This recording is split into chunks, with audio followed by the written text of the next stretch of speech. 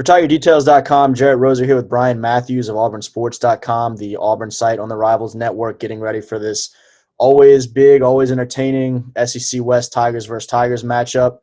Bryan, how's everything going, man? Looking forward to this one for sure, but how's everything been going out y'all's way? It's been going good, and you opened up with this always entertaining, and for me, it goes back to 1988, the earthquake game. I was a student at Auburn then.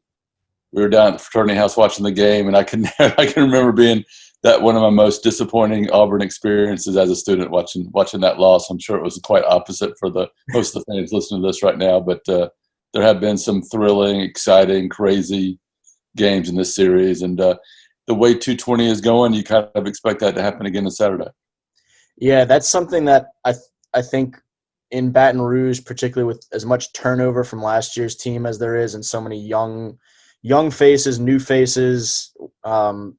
I'm interested to see how much they hear about that this week, how much they're prepared for that, because obviously it's been kind of a weird season in some ways for both of these teams. I don't think, particularly if you move that LSU-Florida game back to the end of the season, if you said that there were 4 losses between these two teams at this point, that a lot of people would have expected that. And first time that they're both unranked in a couple decades. And all that aside, you can still expect these two teams to get after each other year in, year out. And it has a way of getting kind of weird at some point or another, and some wacky finishes, wacky big plays that can swing things one way or the other. Yeah, 1999 since both teams were unranked in this series. And, you go back to the 2000s, this game in the 90s often determined who was going to win the West, along with Alabama, of course. But I think this is still a very big game for Auburn players. I'm sure it is for LSU too. But, I think they feel a sting from losing the last, I think it's 3 in a row, if I'm not mistaken, and feel like they really need to step up and play well this Saturday. I wanted to ask about that, kind of just the overall sense of Auburn and its players and its fan base heading into this weekend, both on the season, sitting there at 3-2 and probably not gone quite the way would have hoped for early in this season, starting out with that ranking and taking a few steps backwards there, as well as in this series specifically, because LSU has gotten the best of the last couple and has done so in some ways that, certainly last time out there in Auburn, people here remember very fondly, but probably flip side, not so much. What's kind of the mood of the team and the fan base right now this season, as well as now an opportunity to get back on the right side of this rivalry with an LSU team that's still kind of figuring itself out as well? Yeah, I think 2 years ago, Auburn looks back in that game as blowing it, right? In the year before that, too, when they had a 20-something point lead in Baton Rouge. But then again, LSU looks at those as two, great comebacks. It's a matter of perspective, of course. I would say that from a fan base standpoint, Auburn fans are pretty frustrated with the program right now. Gus has been here. This is his 8th year. Most years he's losing 4 games, whether it's 10-4 or 8-5, somewhere in that manner. And he has won 1 SEC championship and played for a national championship. That was in 2013. And since then, it's been pretty average by Auburn standards. So I think people are sort of getting tired of that situation. And then, you look at this year's team, and it's probably a 500 type team. If I'm being honest, that's the way I see it. 5-5-ish, maybe one game better or worse. But you look at this game and the rest of Auburn's schedule, if they win this game, they got a chance to be 6-4, 7-3. If they lose, they probably are looking at 5-5 or 4-6. So this is a really big game for them in terms of this season, and for Gus and his coaches, how they look at his program going forward and the amount of confidence this fan base has in him. Although he still has a $21.5 million buyout, so I considering the economic situation this year too, I don't think it's very, very likely at all that anything happens on Auburn's end. For this matchup to potentially get that big win. I got my dog right next to me. He wants to say hello. Sorry. What's his name? This is Winnie. For things to go well this week and to get potentially that big win for Auburn, what are either some areas that this team feels confident in this matchup? Last year, as much as we talk about LSU's historical run and such a great run for Joe Burrow in that offense, that Auburn defense gave those Tigers as much trouble as anybody could all year long and had them a little bit confused and concerned early on in that matchup in Baton Rouge.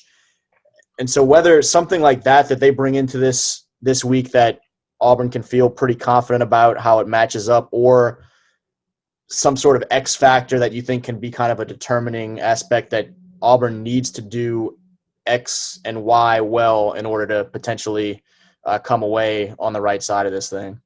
I would say, defensively, that was a great plan by Kevin Steele last year, and it almost worked for Auburn. I mean, really, really close. And I think Auburn, not necessarily a lot, but I think when Auburn looks back on that season, that great season LSU had, that they'll be like, well, we did the best against them defensively. But still, it was a good plan. Auburn doesn't have a Derek Brown or Marlon Davidson anymore, and it's really showed. I would say Auburn's defensive line has been a weakness this season against both the run and even more so the pass. They haven't really had a true edge pass rusher. You take Ojulari. Okay, there we go. But so that's definitely a weakness. So you're going to see Auburn try to generate pass rush through different ways. They'll of course get a blitz from different areas, and then sometimes they'll probably just drop 8, just to try to get off of the field that way. But third downs has been a problem defensively because of that pass rush. That's changed a lot, and teams have run the ball pretty well against Auburn. Not overpowering, but pretty well. On the other side of the ball, it's the same thing at the line of scrimmage. They replaced 4 or 5 starters up front, and they've been pretty good run blocking. This dog is crazy. A lot of energy. Because they've got mostly guards. They don't really have any true tackles on the team, in my opinion. So when it gets into third and long, they really have troubles blocking those edge guys. So that's going to be a big Auburn wants to avoid those third and longs. And, one of the funny things that Auburn people say is something that who's your offensive coordinator? I'm sorry. That you coached at Auburn? Steve Ensminger. Yeah. So Steve Ensminger was at Auburn for about, 8, 9, 10 years. And one year when they had to fire their offensive coordinator, he took over for Auburn. And Auburn was really bad that year. And one of his lines, he says, well, sometimes you got to live to punt. And everybody sort of made fun of that, but it could be true for Auburn in this situation. If Auburn gets to third and long, maybe they're just better off handing the ball off and punting instead of putting Bo Nix in a situation where, he's under a heavy rush and he's forced into, making mistakes. So I would expect Auburn to play pretty conservatively, especially when they get in third and long, and try to find different ways to get good yards on first down. The other thing I would say about Auburn's offense is Tank Bigsby is one of the most impressive players I've seen. I've covered Auburn 20 years.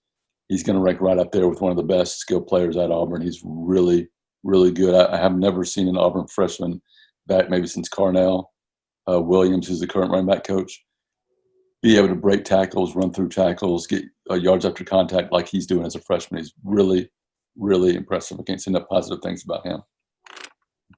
Yeah, it could be interesting against an LSU defense that you mentioned. They've had some success with the pass rush. LSU has done very well in getting after opposing quarterbacks and takeaways. But on the flip side, this past weekend, South Carolina, they gave up, I think, about an average of 12 yards on first downs, like 285 yards on first downs, and give up a ton of big plays. And so if Auburn can feed Tank on some of those early downs, you maybe take away some of those third and longs really quickly against a team that has struggled to put opposing offenses in those situations. I think that will be the key to the game for Auburn, at least. They've got to – they're not going to shut anybody out with that defense. They've got to score probably more than 28, 24 points or so. So having success like that will be important. For Bo Nix, a guy that gets talked about, at least in Baton Rouge earlier this week, he's been talked about a lot in terms of trying to contain his athleticism because he can do some things with his legs if he has a chance. He's one of the top SEC passers in terms of total yardage, but Auburn's played 5 games and he's he's thrown 6 touchdowns, 4 interceptions, kind of some ups and downs along the way to get those yardage numbers up. What's kind of your take on where he is right now, midway through the season, whether biggest areas of growth from last year to now this point this year, or some things that you think are kind of he's still figuring out and needs to improve upon to get this team where they need to be? I'm still pretty high on Bo Nix as a future, not on this level, but on the next level too. I still think he has that ability. I've been inconsistent this year. You know, from the end of last year to the beginning of this year, he had a streak of over 200 attempts without interception. So he can be that really smart, efficient quarterback. But that game at South Carolina, Auburn lost. He threw 3 interceptions, forced the ball a ton of times. I think what's happened to him a lot this year is he's lost confidence in the offensive line. So good teams are not only pressuring him and sacking him, but once that starts to happen, even when he's not necessarily feeling pressure, he starts to bail. And it sort of steamrolls and gets worse as the game can go on. So that'll, again, be a key for LSU, I think, is trying to pressure him early and trying to get him, bailing out of that pocket before sometimes he even feels that pressure. So that's been a big, big thing for him. And the other thing I think with him is, Seth Williams is a really good receiver, junior, first-team All-SEC guy. And I think he depends on him a lot in third-down situations. And South Carolina did a great job. Their cornerback, J.C. Horn's really talented, and they bracketed the safety with Seth a lot too. And I think Auburn targeted Seth in that South Carolina targeted him 13 times. He had 4 receptions, and I think at least 2 of those interceptions were when he was trying to force it to Seth. So that was a big issue they tried to work on and solve this week. But when you get in these tight games against a rival and the pressure's on, you wonder if he's going to revert back to that too. Kind of taking it off the field and into the stands, the atmosphere in 2020 has been such a heavily discussed topic as well. I know LSU fans, with only 25,000 of their usual 102, it's been a much different game day look.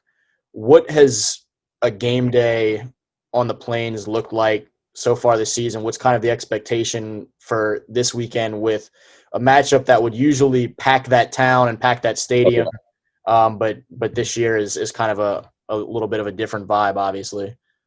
Well, there's going to be about 17,000 to 18,000 fans in the stands. Auburn has made it almost all students. That's the way they've done it the first 2 home games. That'll be this week too. To me, I was surprised by the 2 home games and the amount of noise and the amount of the atmosphere, how it was.